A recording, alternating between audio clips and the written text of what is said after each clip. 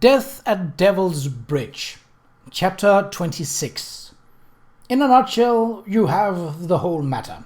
William M. Thackeray, the second funeral of Napoleon. You wanted to speak to me, Mr. Rolls, Kate asked, sitting on the sofa in the drawing room. The Honourable Charles Rolls, his trousers and boots muddied, his collar loose, his hair damp and hastily combed, looked very young, Kate thought, and very vulnerable. She smiled at him. "Please, take a chair, or come and sit beside me. Upon my word, I'm not fit to make a call," he muttered uncomfortably. "I hope you will forgive me." His jaws and cheek were suffused with a red blush. "I've been repairing the balloon this afternoon, and I should have gone back to Marlborough to change, but that would have taken some more time, and I would certainly not have presumed except that you have something of importance to say to me," Kate said. "Please, Mr. Rolls, sit down and say it without delay. You will make my neck very tired if you force me to keep looking up at you." Reluctantly, Rolls sat down on the sofa beside her, being careful not to touch her skirt. I feel I might talk to you, if you don't mind me saying so. You are Patsy's friend, and you're an American after all, and in my experience, not that I'm at all experienced, of course, or have known that many women intimately, so to speak," he coughed, "but I have observed, I have remarked on several occasions that American women seem to understand certain matters better than English women, matters of the tenderer sort." He cleared his throat again and added, with a heartfelt desperation that Kate found quite touching, "May I come straight to the point, Lady Catherine?" "If you don't," Kate said, "I shall never forgive you. Have you come to speak about Miss Marston?" The young man's dark eyes opened wide. "Why, yes," he said. "However did you know?" Kate chuckled. "I did not notice that you made any secret of your intentions to the young lady. You seemed to speak to her a great deal more freely than you are now speaking to me." "Come to that, I don't suppose I didn't make any secret of it," Rolls said, rather abashedly. "But the thing is, you see—" He shook his head. "Oh, the devil take it, I hardly know what to say. The plain truth is, Lady Catherine, I have been something of a cat, and as a result Patsy has gotten into serious difficulties with Lady Henrietta and Lord Christopher, and I can't for the life of me think of how to get her without—" He stopped, and the red rose from his cheek all the way up to his forehead. "Without offering for her hand, I suppose you mean, and you do not wish to offer for her hand." "It isn't so much that I don't wish. I mean, Patsy is a perfectly lovely girl, but to be beastly honest, I am just not cut out for, and I don't suppose the mother and father would." He took out a white handkerchief and mopped his face, gave up the effort to explain. "In a nutshell, yes, Lady Catherine. To be perfectly honest, that's it in a nutshell. I do not wish to offer for her hand, I suppose," he added in a self-accusatory tone. "I must look a perfect fool, and worse, I'm a lot too cheeky and rash, impudent too." Unhelpfully, Kate said nothing. "Well, I shouldn't blame you for believing that of me," he said after a moment, with a look of abject misery, half of which Kate thought was feigned, but only half of it.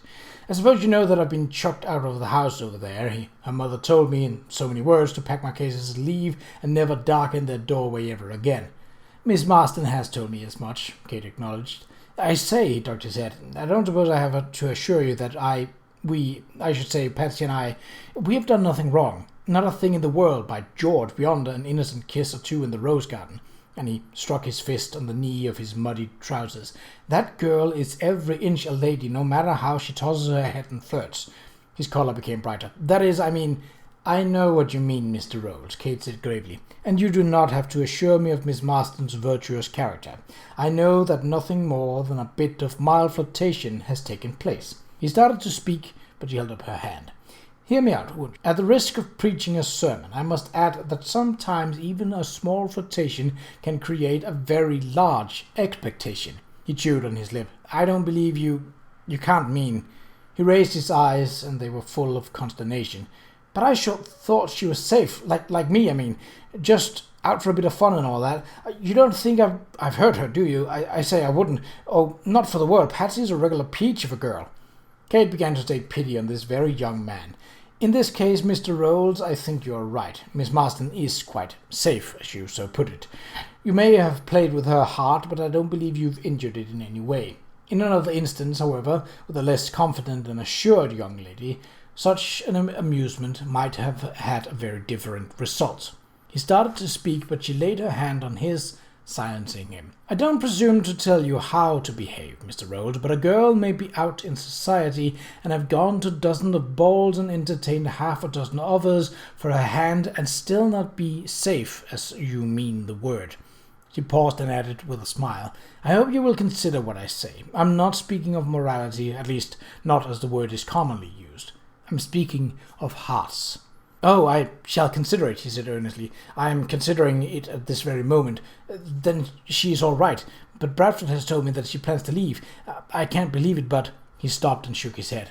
"There was a filthy family row, you know, over the motor cars and the balloon and me, and they were all in on it, and Bradford has already cut and run for London. I would have gone with him if I hadn't had to deal with the balloon, which must be repaired before the owner sees it again." "Yes," Kate said, "I believe she does mean to leave.